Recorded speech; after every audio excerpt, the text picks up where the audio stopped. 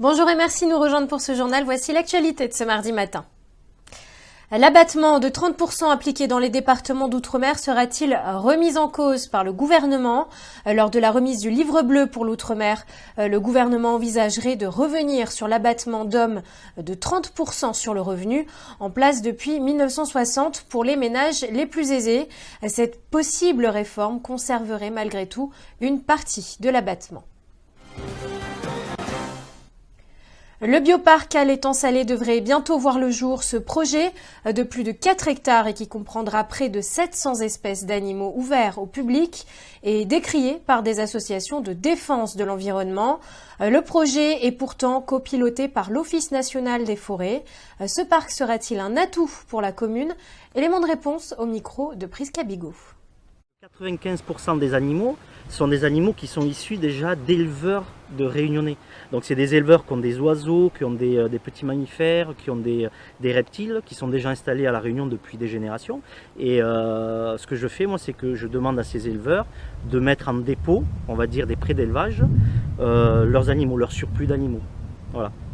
Donc quand j'entends parler des prélèvements dans la nature, des exportations de tant et tant d'animaux, je leur dis regardez bien les dossiers, quoi. Il faut bien lire les dossiers. Vous comprenez l'inquiétude des usagers, des associations concernant la création de ce parc?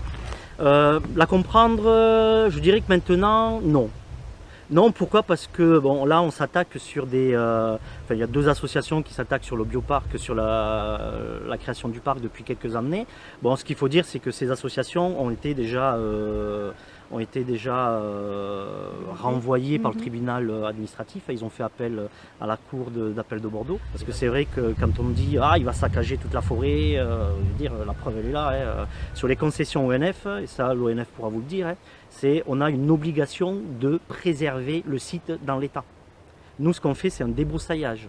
Un débroussaillage pour permettre à l'existant, en fait aux arbres existants, de bien évoluer, de bien pouvoir grandir. Voilà, c'est juste ça, c'est du débroussaillage et ça permet aussi d'avoir un site propre. Parce que je ne sais pas si vous avez vu l'intérieur, mais l'intérieur c'est une catastrophe. Il y a des gens qui viennent, qui balancent leurs sacs poubelles, il y a des seringues, il y a des bouteilles d'alcool. Je veux dire, un site comme ça, si ces associations étaient vraiment une association environnementale, elles n'auraient pas attendu que je fasse la demande pour avoir le site, elles auraient déjà nettoyé le site. Y a-t-il pénurie de bananes? Intempéries, maladies, la production de bananes à La Réunion est mise à mal depuis le début de l'année. Conséquence, baisse de qualité et hausse des prix. La situation va-t-elle s'améliorer? Samuel Le Pen a posé la question à la Chambre d'agriculture. Actuellement, il y a un gros manque des bananes sur les marchés. C'est dû à trois phénomènes qui sont passés sur La Réunion depuis le début de l'année. Donc, il y a eu Béagita, Fakir et Domazilé. Donc, comme la banane est une plante fragile, donc c'est pour cela qu'il y a un peu pénurie de bananes actuellement. Il faut savoir que pour produire une banane, il faut quand même une durée de 12 mois pour avoir un régime arrivé à maturité. C'est vrai qu'il y a eu depuis 2 ans, on va dire, une maladie qui attaque les bananes, mais c'est au niveau de la qualité de la banane, ça n'empêche pas de produire. Donc le bananier produit, mais après c'est au niveau de la qualité de la banane à la revente qui est pénalisée. C'est vrai que généralement, arrivé à la période d'hiver, il y a déjà un manque de bananes.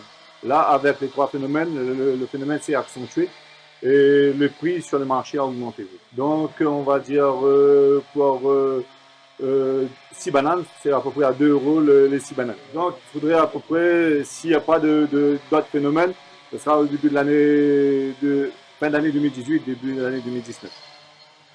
Il y a beaucoup de nouvelles plantations donc, qui s'est mise en place. Et l'on finit avec cette intervention du GIPN hier après-midi. Il était 15h30 quand une mère affolée a appelé la police. Son fils de 33 ans, schizophrène, la menaçait avec un fusil à canon scié. Les forces de l'ordre sont rapidement intervenues pour interpeller l'homme qui était sous l'emprise de stupéfiants. C'est la fin de ce journal. L'information revient à 18h. À très bientôt.